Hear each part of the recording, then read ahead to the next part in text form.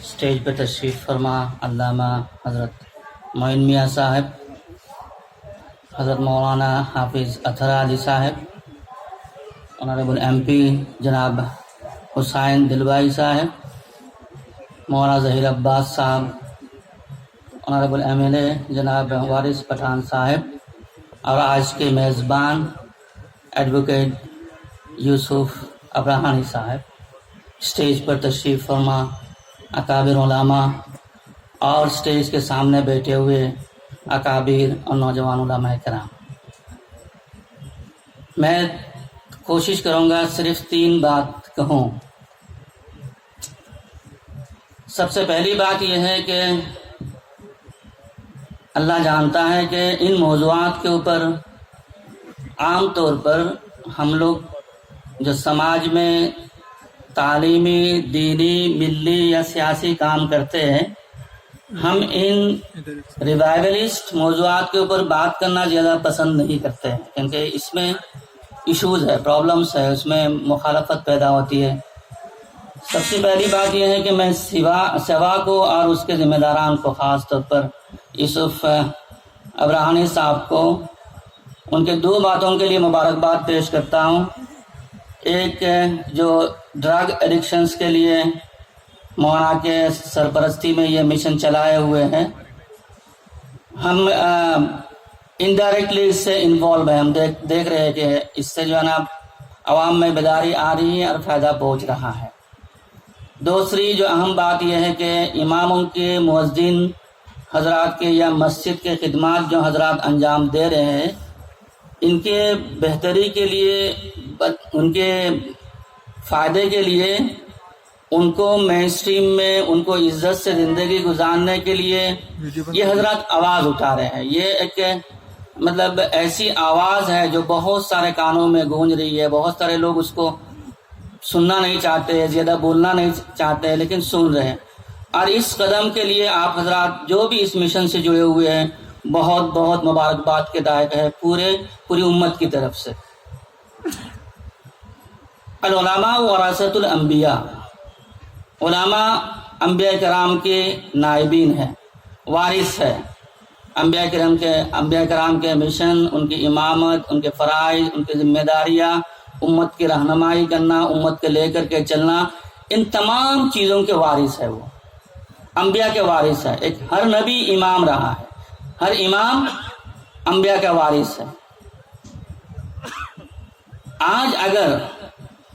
Indian سب continent میں، بر صغیر میں، علماء کرام، مدارس،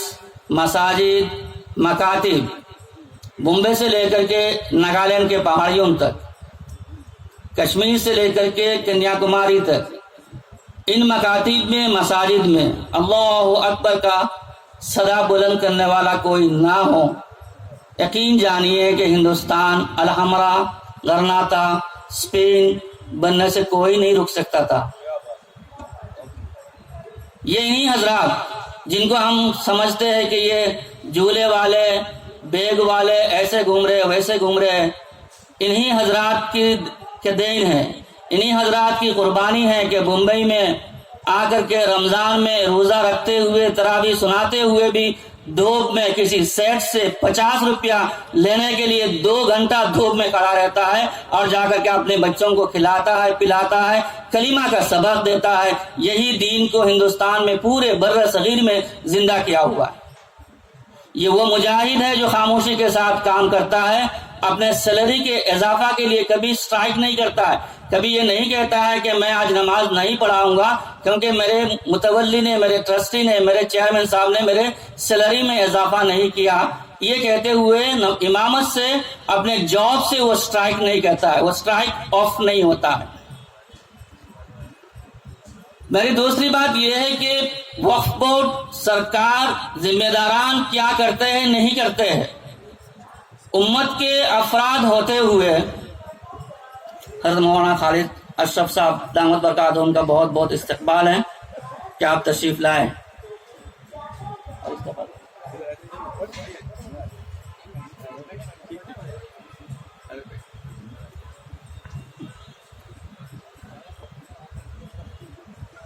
دوسری بات جو میں نے کہنے کی کوشش کی وہ یہ ہے کہ امت کے ہر فرد کی یہ ذمہ داری ہے کہ ہم سوچیں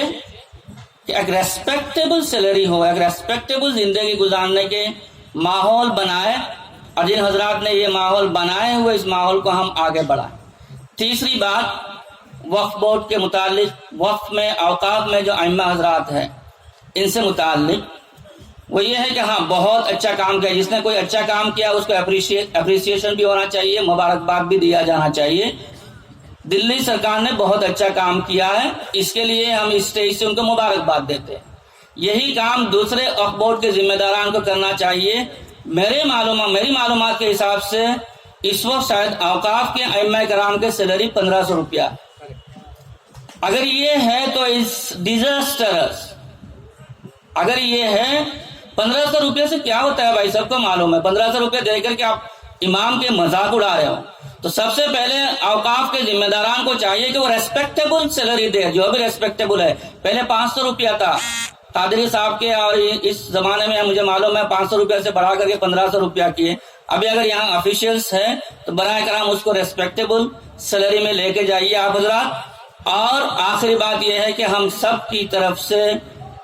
ہمیں اپنے، میں بھی ایک ٹرسٹی ہوں، میں بھی ایک متولی ہوں، ہمیں اپنے ائمہ کرام کی ضروریات کو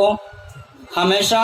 خیال رکھنا پڑے گا، کہ ان کو ہم اس پوزیشن میں نہ لائے کہ وہ باقاعدہ ڈیمانڈ کرنے لگے۔ اگر ڈیمانڈ کرنے لگیں گے تو وہ وقت بہت اچھا نہیں ہوگا۔ اگر ہر آدمی اپنے برگرنگ میں لگ جائے کہ امامت کرنے کے لیے، ہمیں اس پوزیشن میں اللہ نہ آئے کہ ہم اپنے امام کو برگرنگ کر کے جو ہے نا سیٹ اپ کرے، صلاحیت کی بنیاد پر، دینداری کی بنیاد پر، اعمال کی بنیاد پر ہم امامت میں رکھیں، پیسے کی بنیاد پر نہ رکھے، امام کو بھی ہم اس پوزیشن میں نہ لائے تو وہ امت کے لیے، دین کے لیے، آئندہ آنے والے نسلوں کے لیے بہت فائدہ ہوگا۔ میرے خیال میں نے زیادہ ہی بول دیا۔ وما علینا الا البلاغ، والسلام علیکم ورحمۃ اللہ وبرکاتہ۔